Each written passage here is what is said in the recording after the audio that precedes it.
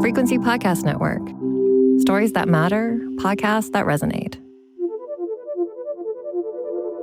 Navigating this economy has never been more confusing or frustrating, and we are here to help with this.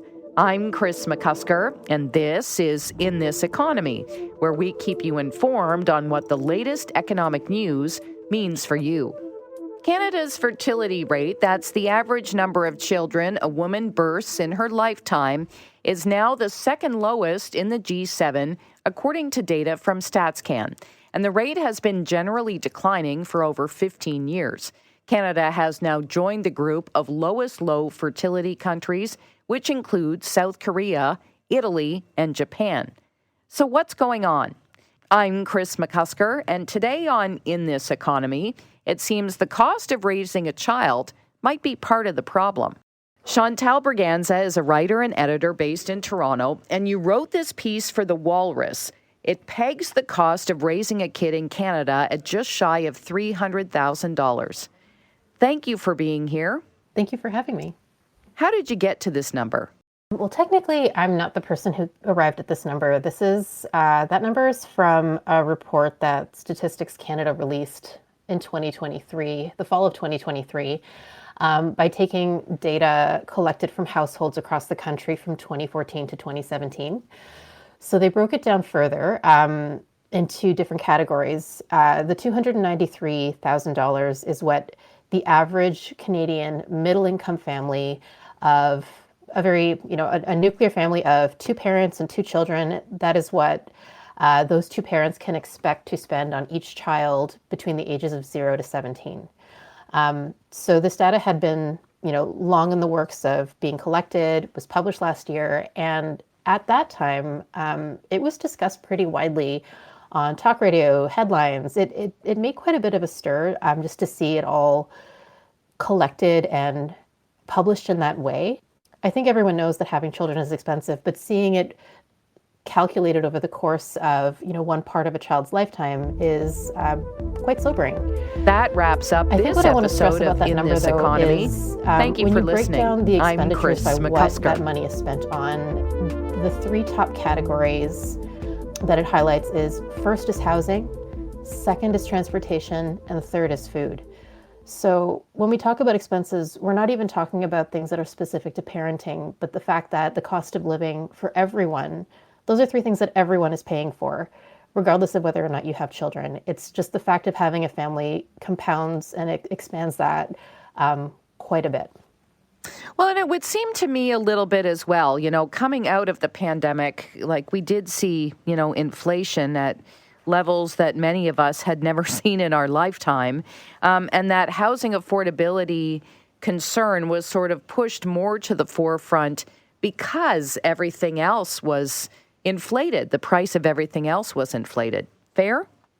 Yes. I don't think there was a single family I spoke to for this piece who didn't bring this up as top of mind, whether or not it was people who were in their early years, had kids and were in the early years of it, or people who were just getting to the point in their lives where they were thinking about putting the gears in motion to have children.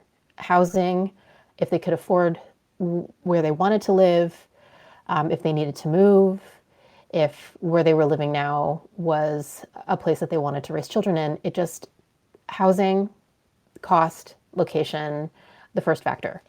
The other thing that kind of hadn't dawned on me, if you have always had a traditional job, women in particular might not think twice about taking mat leave. But if you're self-employed, which your article states makes up now about 13% of the Canadian workforce, it's not so easy to take mat leave when you're working for yourself. It's not. If you are self-employed, if you rely on contracts, like if the contracts make up the majority of your employment, if your employment is shift-based, like say you work in the hospitality industry and the hours that you work or your salary is also not supplemented, but largely made up of gratuities as well.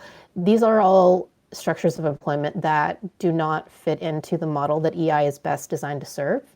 And given that we know that those sectors of employment, like more people are employed by the gig economy and that'll likely continue to grow, I do think it's worth thinking about how the way parental leave is structured right now can be better designed to help parents and help people think about how they would take a parental leave. A lot of people who specialize in this say that EI itself, employment insurance, is maybe not the best delivery system for it, and that an entirely separate program, similar to what exists in Quebec, would take a while to set up, but in the long term would be a lot more beneficial. This again, I mean, this is another segment of our economy that is, being brought to the attention of governments as far as, the way we used to do things maybe no longer works. And another example that you cite in your article is the government looking to make changes so that daycare is a little cheaper, which is part and parcel for these women who may be looking to take mat leave and are self-employed. When it's time for them to go back to work, if they're self-employed, they can't be paying all of their income to daycare. No. We've seen the federal government's rollout of $10 a day daycare over the past, I think would be in year 2. We've just completed year 2 of the rollout, and there have been some bumps along the way.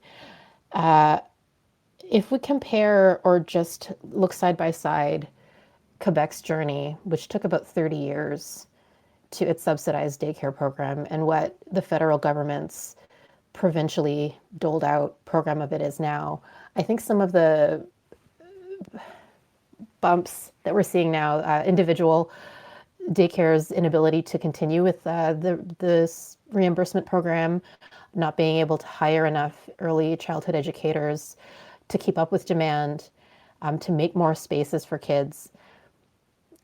These are all things that the Quebec system dealt with back in the 90s when they rolled out their own programs. So some of these things were predictable, are going to take some time to best figure out how to address. And realistically, I don't know if it was ever going to be a very quick solution. In the grand scheme of things, it's a very good thing. It's just going to take a while to iron out so that it better reflects what new parents need. And unfortunately, that it's not in best service of new parents right now. It sort of explains a little bit as well. I mean, I did some digging and in as sort of connected to your article. I guess in 2023, this is Canada's fertility rate stood at 1.26, which is the lowest rate ever recorded. It's on par with countries like South Korea, Spain, and Japan. If you were to speak to any demographer, I think they'd tell you that, OECD countries across the board are seeing birth rates declining. And that's for a number of reasons.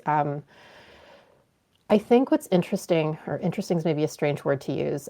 I think what's notable here, and what we're focusing on here about affordability, is that many of the other factors that contribute to declining birth rate are seen as net positives for a society. Higher rates of education, closures in the gender pay gap, changing social norms about what a family looks like and what a family should be, greater access to reproductive freedoms, birth control. Those are all net positives for a society. When a factor like a public's ability to look into their future and decide that parenthood might not be for them, not because they don't want it, but because they don't think they can afford it, that's relatively new to focus on. And I don't know if that's a net good for society. And you came upon another interesting finding. If we look at countries that have been successful in slowing down the birth rate decline, no country's been able to successfully turn it around. Once birth rate starts dropping, it's very hard to do that. But countries like Sweden, France, a lot of Nordic countries that have slowed down birth rate decline, they've done so over decades because of long-term targeted policies that don't focus specifically on the act of childbearing, but more on social safety nets and people's ability to feel secure in their lives. So that's better paid and more comprehensive parental leave, ones that are targeted at both parents being able to take leaves, fulsome, well-funded, and well-staffed childcare systems, and housing affordability. So I think long term, like we do have answers about what we should be focusing on. It's just that I don't think any of these things are going to be solved overnight. And in some ways, I do think thinking about the ability to afford a child is going to require a shift in the kind of timelines we're thinking about. Realistically, we're not talking about people who are going to be parents within the next couple of years, but a generation from now, a couple of decades from now. That should also be, the timelines that we're thinking of. What is the message that you wanted to get out there with this piece? I guess there's two ways to look at the situation that we're in right now. And one is the very pragmatic economic sense of if people, or if birth rates are declining and if perceived affordability is a factor, how do we address that is one. And the second one that is a little less tangible, but I do think is worth considering on a social and ethical level is that,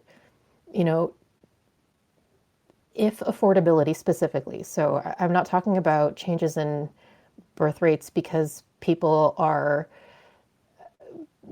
deciding that parenthood is not something that they want in their life. That's something entirely different. But if affordability specifically, if people cannot see themselves as parents because they can't afford it, and it's something they otherwise might have wanted to be an aspect of their life, I'm not sure, what does this say about us as a society now, and about how people start to think about their futures, going forward.